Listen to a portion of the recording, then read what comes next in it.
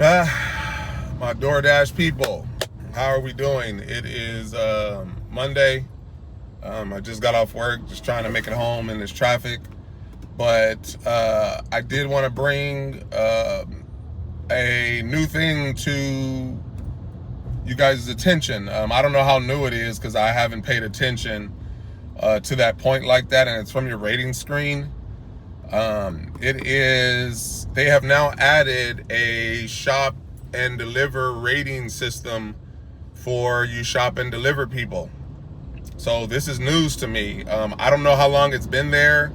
I normally just open my rating screen just to see the platinum tier details, but I don't think I've ever scrolled, just because I always see enough as soon as I open that rating screen, so I just immediately get out of it. But something today was telling me when I was checking it, I was able to scroll, and I'm like, what's further down? Because normally it just tells you the lifetime deliveries and that's it at the bottom. And then I see this new shopping thing. So maybe it's been there a couple of weeks. It hasn't been long that it's been there, but it's definitely something new that I seen today. So to bring this to you guys' attention, for the people that do shop and deliver orders, me personally, I love doing the shop and deliver orders. I pull shop and deliver orders pretty fast. I have a certain style, a certain way that I do my shop and deliver orders. If you know me from my older videos that I've posted when it came to shop and deliver, if you don't know when I do shop and deliver videos, and by all means, if you're going to start doing shop and deliver or you are a new dasher, just kind of navigate through the app, figure out what's what. Don't focus on speed and being quick and this and that. That'll naturally come later on. The better that you get with the app, with knowing the full functionality of the app, the better off you are, because there are a lot of things to learn, a lot of tips and things like that. Maybe to see customers while you're on the way, to be able to send a message to the customer. There's so many little details and things that you can do, and hidden things as well that you can actually see as well, that can help and better you overall during your dashing journey, learning wise. But I would say at the beginning, the shop and deliver orders, if you're going into it, you've done a couple or you haven't done any yet, it's pretty straightforward. You go in, you obviously click arrived at store, you get the order, you click arrived at store, and it's going to show you a list of items that you're to go find and pull with weights and sizes, or any details for that matter. If it's the meat department or it's ice cream or cereal, it'll tell you the weights and sizes. It'll have pictures. Everything should be there. Occasionally things may not have a picture, and that's where it might get a little tricky depending on what the item is. So from that point, you may have to go grab customer service, a representative or something like that, if you absolutely can't. And I will say this, if you're taking too much time, which they do give you plenty of time to pull the orders, and I'm gonna explain to you again, for the people that don't know why I do my shopping the way that I do my shopping, to not worry about going over on time when it comes to shop and deliver orders. I will break down this rating system to you in detail, because this is my rating system for my shop and delivers. It's kind of crazy, the lifetime deliveries of shop and deliver orders that I've done. I didn't think I did that much. I knew the regular orders I've done, but I didn't think I did this many shop and deliver orders. It's just kind of mind-boggling. But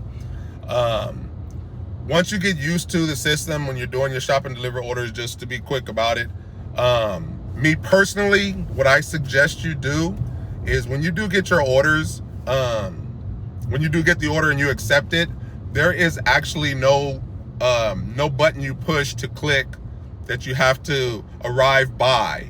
All it is a button to say you've arrived to the store, so then you can start getting the sheet to show you the items.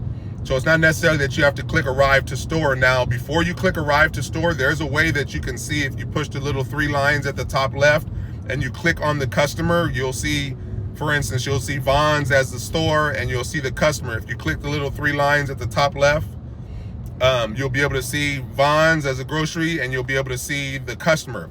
Click on the customer and you'll be able to see all the items. The only problem with that is you won't be able to see pictures, but it will have the description of what it is you're supposed to get.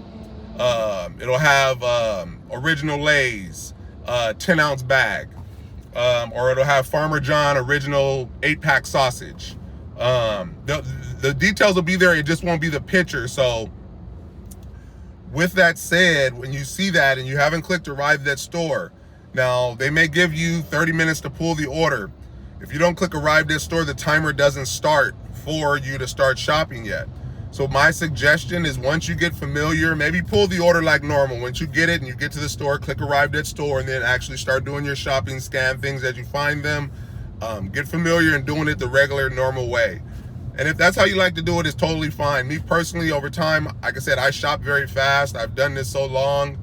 And believe it or not, I've done 1,068 shop and deliver orders. It's just kind of crazy. I didn't think I did that many shop and deliver orders, but I guess over the years, maybe the last 2 or 3 years, I've done quite a bit of shopping, I guess. But my pay is actually very high on my shop and deliver orders. And this rating system is going to break down, I would then say, additionally, how you get the higher paying shop and deliver orders. And the way that you get this by the ratings and how fast you pull will then determine how many of these orders you get. Just like the other orders, restaurant pickup orders, it seems like it's going to be the same thing they're going to do with these shop and deliver orders. So it's something that you got to kind of jump on board with speed-wise, because then you become a dependable shopper. You're a fast shopper. You get it done quick. So the extra little things that I'm telling you right now, the things that I do, there hasn't been no problems, there hasn't been no issues. Again, when I arrive at the store, I do not click arrived at store. I go and I look to see what items it is under the customer's name. Again, the 3 dots in the left corner, click on the customer and you'll see the list of items there. Sometimes you just go in and pick up 2 or 3 items. Sometimes it's 40 items. It just really all depends. But either way, what I do is the most obvious things that are so easy to go grab. I see through the list: a gallon of Stater Brothers milk. There's so many things: a 10-ounce box of Frosted Flakes, a loaf of Wonder Bread, hamburger buns. I mean, there's so many basic things that we deal with in everyday life that we know about, that you see through that list of items. Go run and grab them real quick. Make sure they're the right size, because that's where you can grow into a problem when you do it this way. If it's telling you 10 ounce, make sure it's a 10-ounce bag of bread or whatever it may be. Or make sure it is a gallon of milk, and make sure it's that brand and not another brand. So that's just where you got to be careful. But I still suggest it's something that you do just to kind of get yourself ahead of the game before you actually click start shopping. So out of 40 items, I done went and grabbed 10 or 12 items. Again, there's no count against you for clicking arrived at store like later. As long as you have that order picked up by the pickup time, that's the time that matters. When you get this order and you accept it, it's going to tell you pickup order. Let's say it's 3 o'clock. It's going to tell you to pick up order by 4 o'clock. That's the only time concern that it is, that they want you to be at a checkout point. That's kind of where your time gets rated when it comes to these orders. So you'll have 45 minutes, call it an hour, to do shopping for X amount of items. Call it 40 items. Like I said, I'll go in there, I'll get 10, 15. Sometimes I've pulled almost a whole order, and I did it in like 20 minutes. So if they gave me like 45 minutes or an hour, and I pulled almost everything in 20 minutes, or a lot of basic items.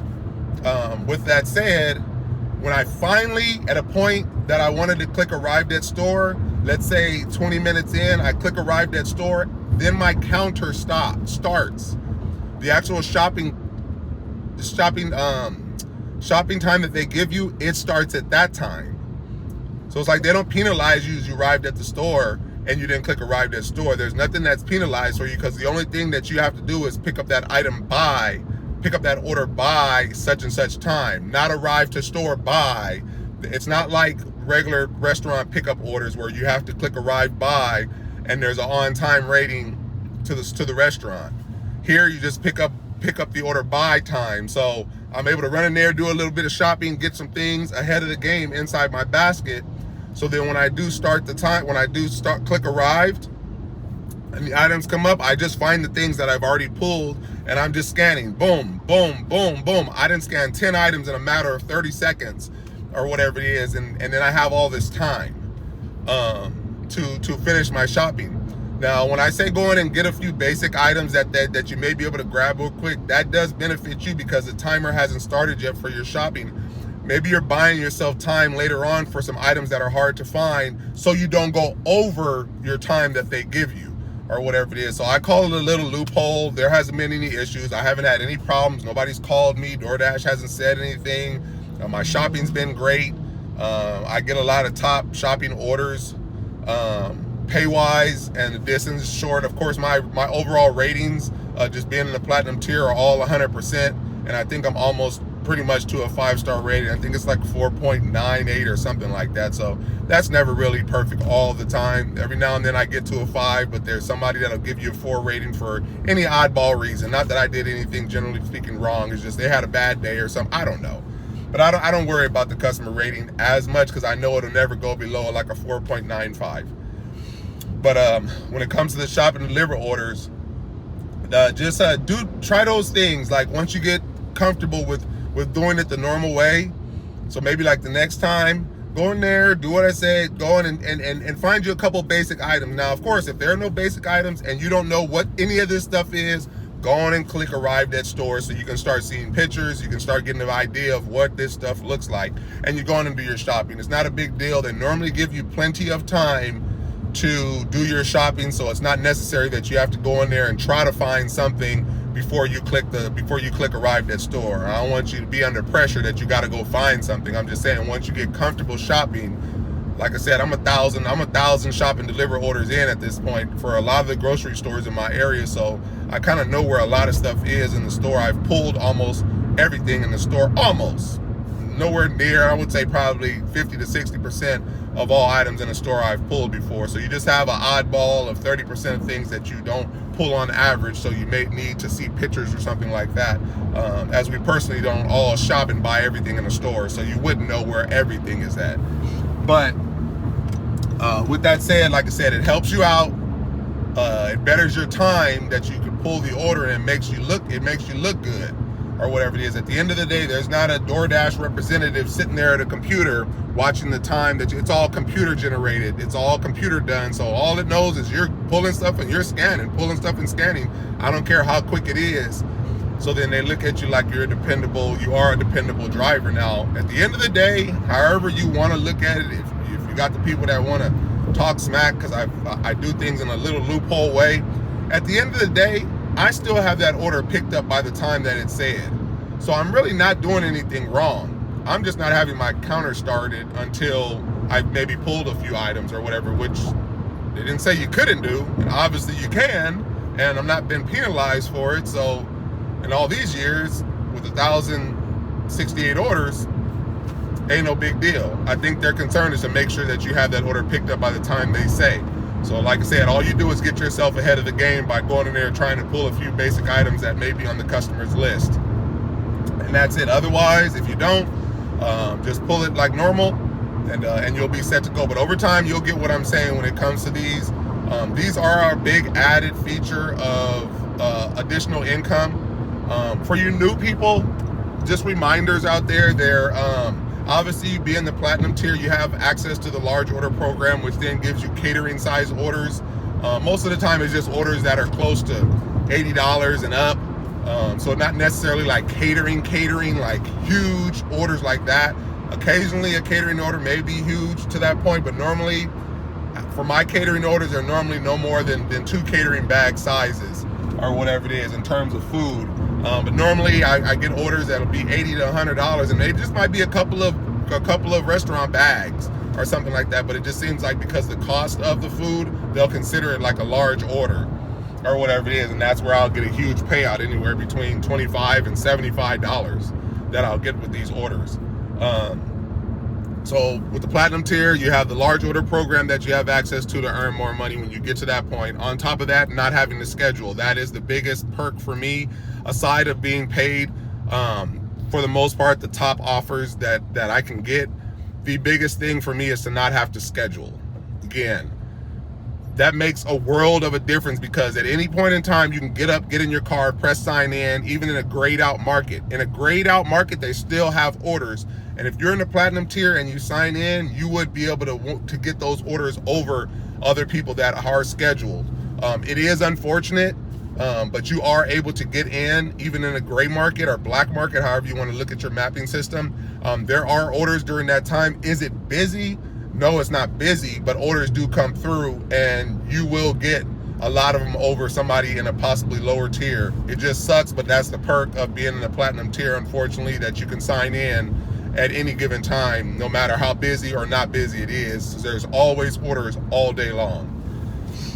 So those are pretty much the perks of the platinum tier, where I personally love being in that tier, just because I can make the money when I want to make it, which means I can maximize the amount of money that I want to make, instead of having to deal with a schedule, an hour here, 2 hours there, and just not being able to make the money that I want to make, because now I'm stuck with a schedule that completely makes me not want to be in the platinum, in the silver or in the gold tier, or whatever it is. Just on top of the fact that I make more money in the platinum tier, that's a whole nother reason why I want to be in it and to have access to the large order program. But with that aside, they do have other programs. They have the pizza program where you can get your pizza bags.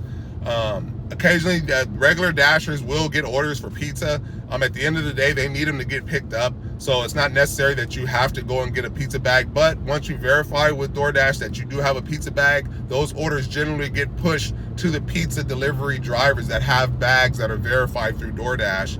They will send them to you first. If there is no pizza delivery drivers DoorDash wise, like if you don't have a pizza bag verified with your account with DoorDash, they will give it to a guy that doesn't have a verified bag and is not part of the pizza program. He just has to go pick it up, ask the pizza place if they have a bag. If they don't, they don't. If they do, they do. They'll give him one for free, and that's it. And he goes and delivers a pizza. But they prefer to give it to a driver that has a bag so the pizza can stay hot. So you have the pizza program at that point. Then you have the shop and deliver orders, where I think you can click those on and off. Don't quote me on that. I think I seen somewhere where it said that you can click that on and off. Excuse me, and I apologize if I'm wrong. But that should be an option for you to click shop and deliver orders. Additionally, you have alcohol orders that you can opt in or opt out to do. Me personally, I sign up for all these things. Like I said, I'm the platinum tier, which gives me access to the large order program. I do shop and deliver orders, which I'm very quick at doing those, and they're very high paying. Then I'm part of the pizza program. I got me a pizza bag through DoorDash's website that you can Google. You can get any pizza bag, but I just happen to get DoorDash's, and I bought a second bag through Amazon for bigger pizza orders to handle more pizzas, because the DoorDash bag only handles like maybe 2 or 3 size medium pizzas. But anything like large or whatever it is, you may fit 1 box in there. So I had to get a big bag that will let me put maybe 8 or 10 pizza boxes in one. So it's pretty big from Amazon. But again, platinum tier, pizza program, shop and deliver, I'm opted in. Additionally, alcohol. Alcohol is a big one to be in. And I know there's a lot of people that opt out. Sometimes it goes against their religion. I've never had any personal issues with delivering alcohol, because you do have to interact with the customer. So if that's something that you don't really like doing, because 90% of the time we are dropping the orders off at the door, most of the time, whether it's food or groceries, so you don't really have that interaction. But with alcohol deliveries, you always have that interaction, because you have to scan the back of their driver's license to verify their age and verify that that is them with the ID that they're giving you. So if you have an issue with that, then there's probably something that you shouldn't do. But if you're okay with that, which I have not had no problem in the 4 years that I've been delivering alcohol, I've never ran into a drunk person, a drunk crazy person, or anything like that, and they tell you if the person's like drunk, don't give it to them or whatever it is. I don't even want to be in that situation to say that I'm not going to give you your order or whatever it is. But I mean, if I have to and I feel I can't get you to give me your ID or whatever it is, I'll just walk away and go back. But not to even think about that, because it's never happened to me in my 4 years delivering alcohol. So what happens is you go and you get the alcohol, you pay for it with your red card or whatever it is. Of course, you have to show your ID, and then the customer knows that they're going to have to show their ID. But I also remind them in a text message when I'm on the way, after I've got their order of whatever food and alcohol they requested. I shoot them a quick text message to say, hey, just a heads up that I'll need to scan the back of your driver's license or your identification card.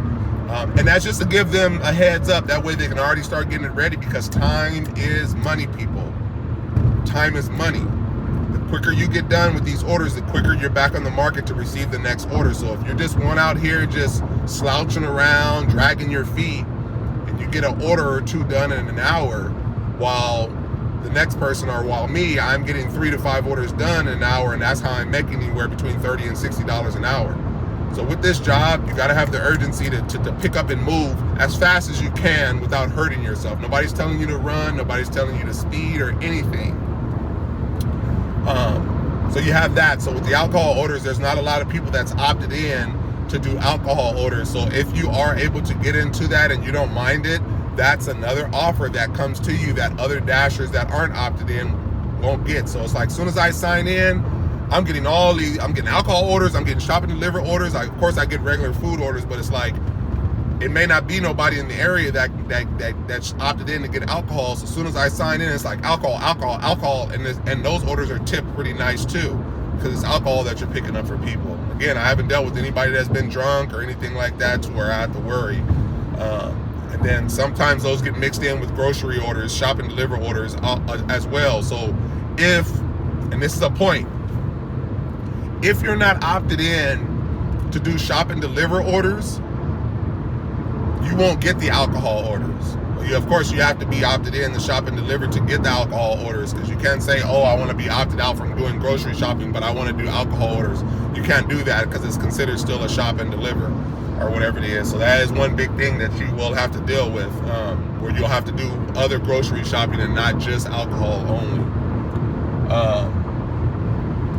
But with that said, that's just another opportunity to make more money being in these different programs, or whatever it is. I think that's let me see, pizza, alcohol, shop and deliver, and of course your regular.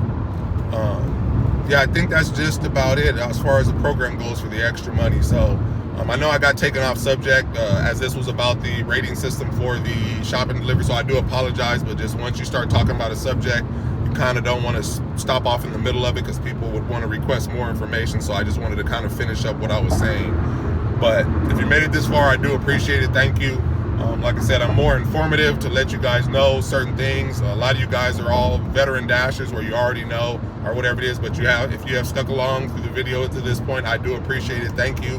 I don't let it bother me if you split out the video and leave or whatever it is, but there are some times where there's some information that one person may not know, but they split because of some small portion of the video that they thought they knew, but then there was something else that they missed. So if you do make it through the video all the way, I do appreciate it. Of course, I can't make you, and I won't tell you that you have to watch the whole video, but there may be some subjects that you don't know about on that note. So to get back now to the rating system for the shop and delivers and why it is also important. So now they have a computer system that's generating your ratings just like your other ratings for your food pickups. It seems like they have 5 different categories of percentages that you get during your shop and deliver rating system when you're doing your shop and deliver orders. The 5 systems, and I'll go one at a time. You have the original items percentage pulled, as you can see here, and that's generally just saying the percentage of original items that the customer requested that you actually got.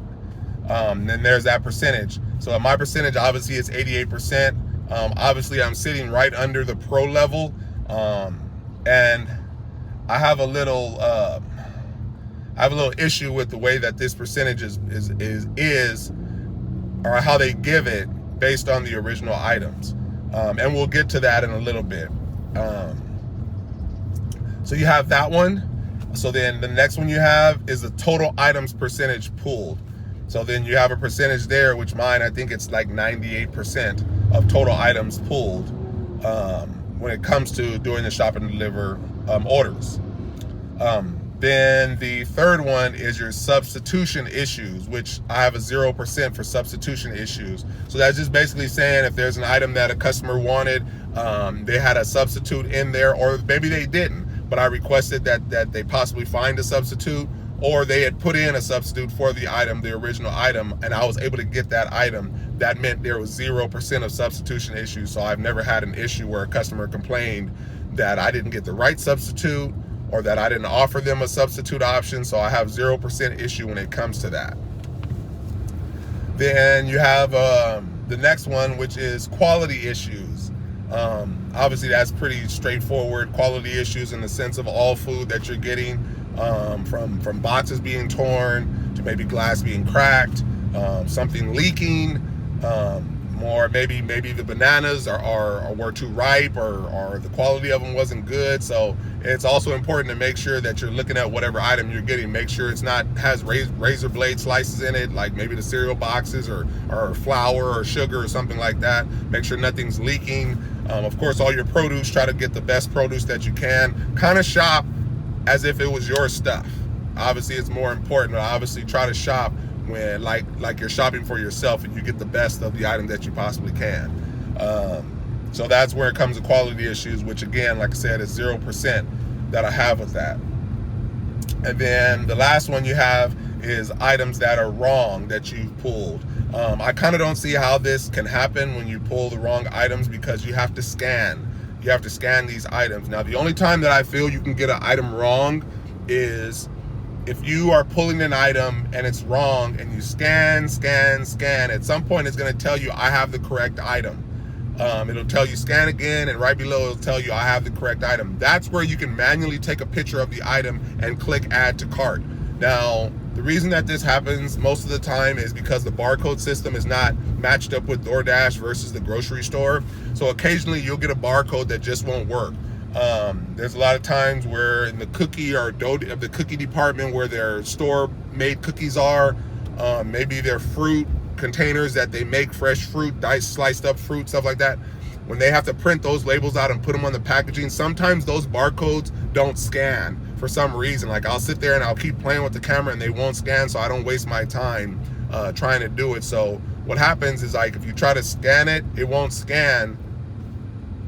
So a little tip, a little trick that I'll give you is, if you can't scan a barcode, like it's just not letting you scan something else. I don't care what it is, just get a regular barcode that will scan, and it'll tell you incorrect item. It'll tell you, like, you're supposed to scan a bowl of fresh sliced watermelon, and you can't scan the label.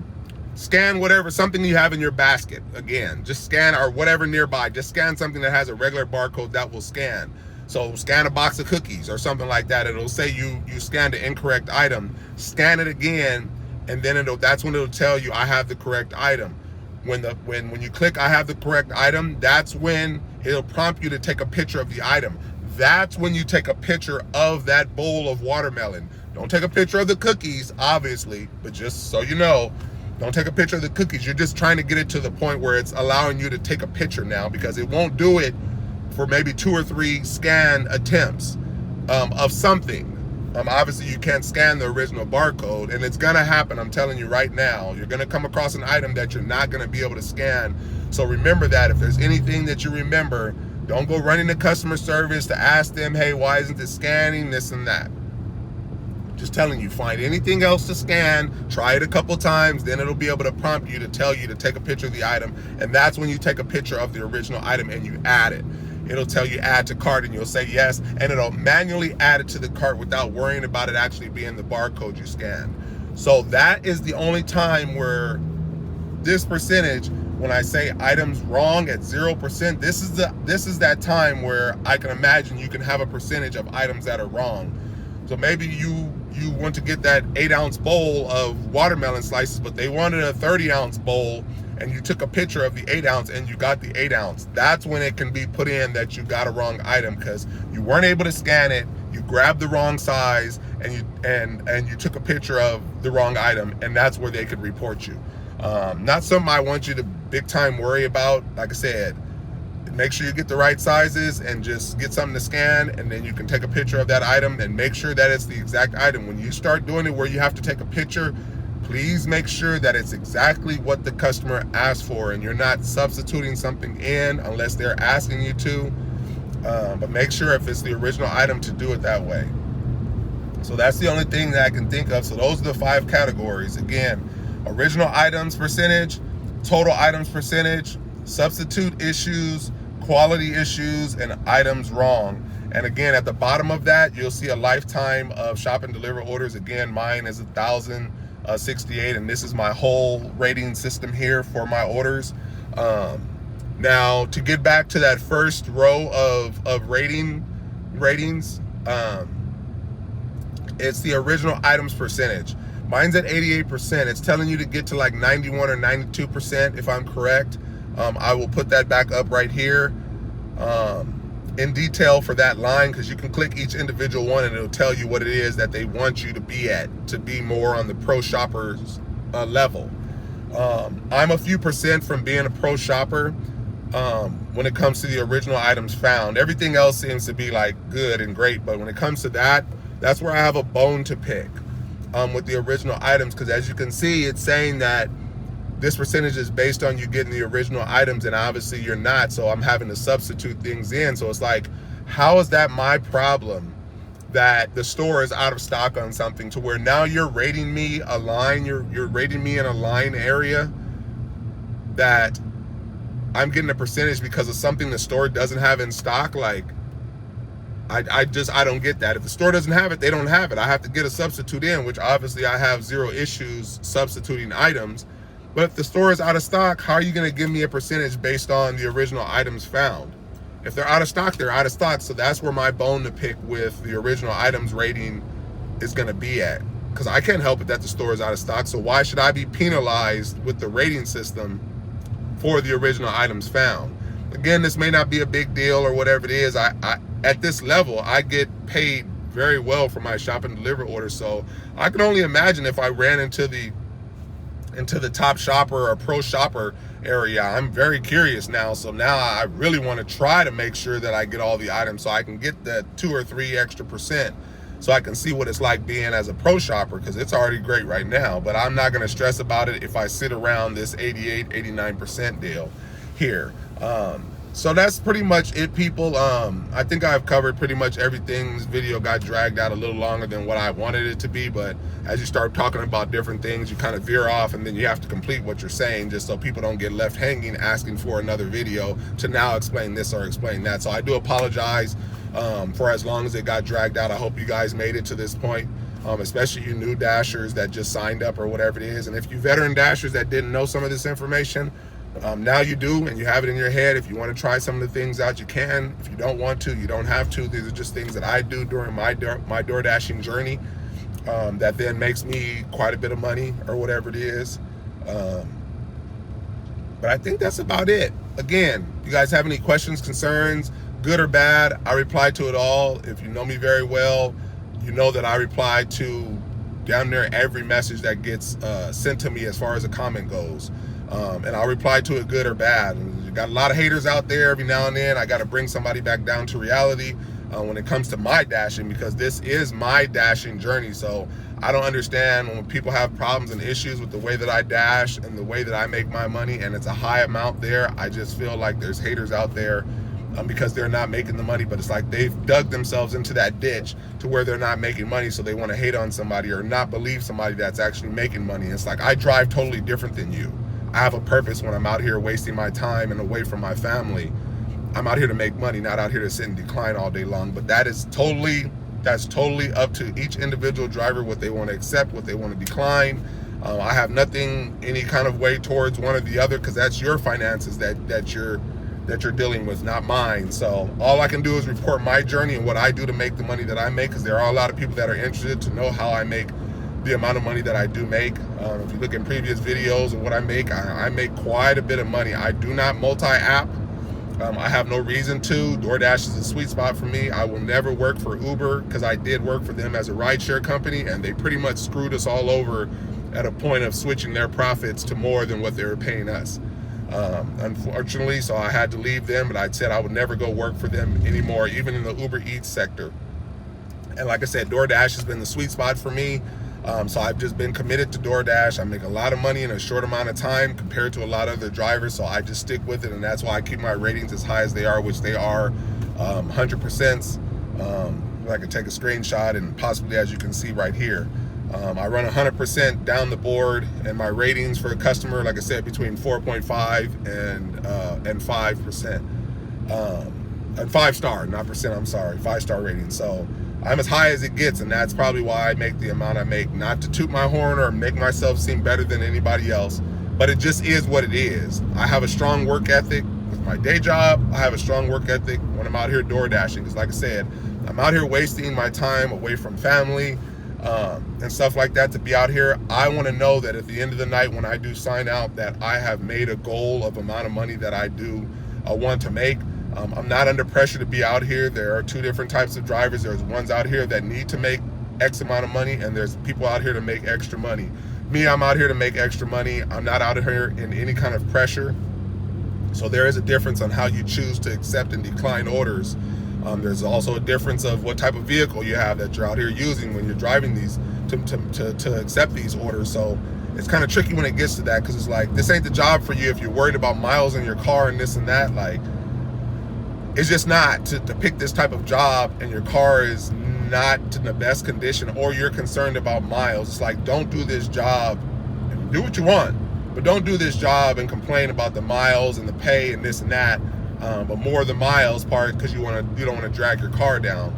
We get out here and drive every day in our cars for various reasons. We're not getting paid to do so. At least with this job, while you're out here driving, you are getting paid. Now, as far as what money, dollar per and this and that, it's different across every market, across every state, depending on the minimum wage. Do you have earned by offer? Do you have earned by time? There's so many different variables, so there's no real standard when it comes to this. It's just, in your market, you can make the most you can, with your ratings being where they can be to make the most you can. So just kind of look at it that way.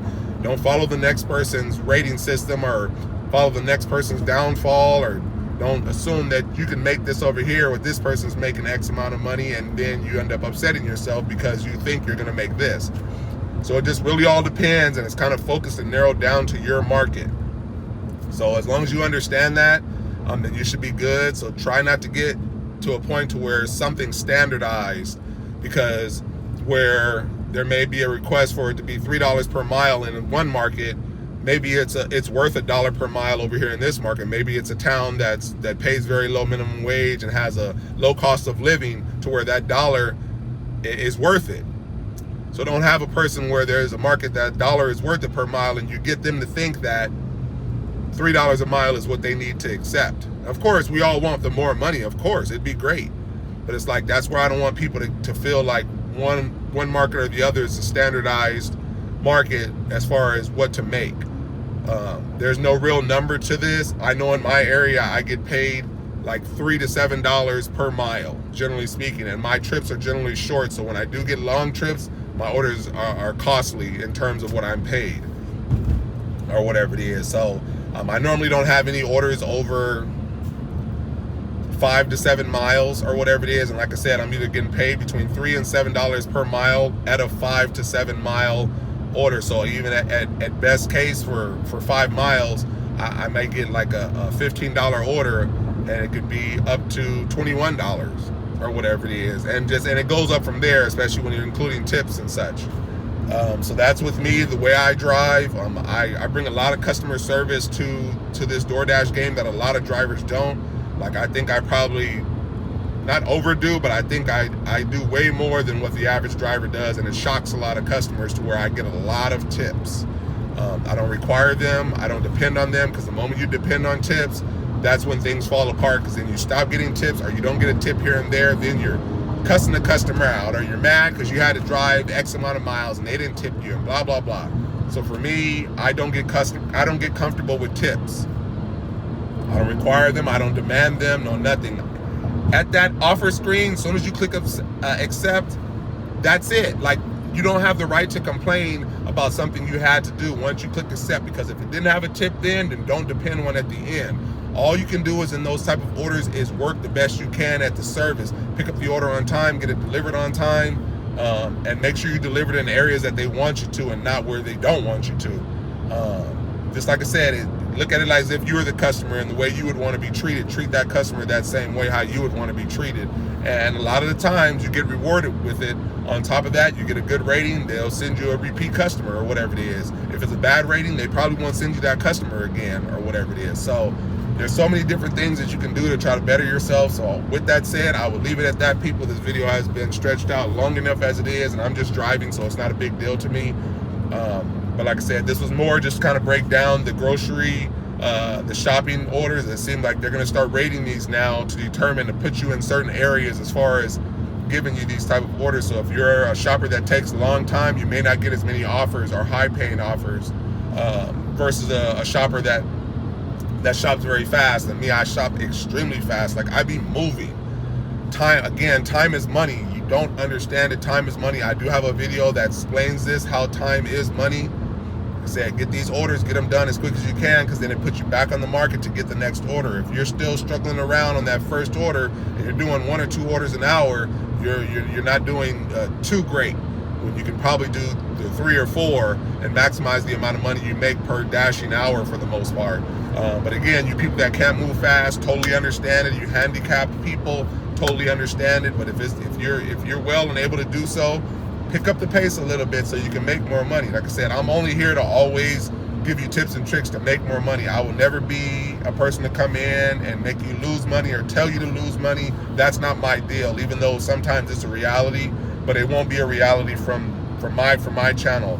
I stick to positivity for the most part. Every now and then I have to address some haters or something like that and bring them back down to a reality level. But aside of that, I'm not one here to sit and do negativity videos or anything like that. I've been dashing for 6 years, so I know quite a bit.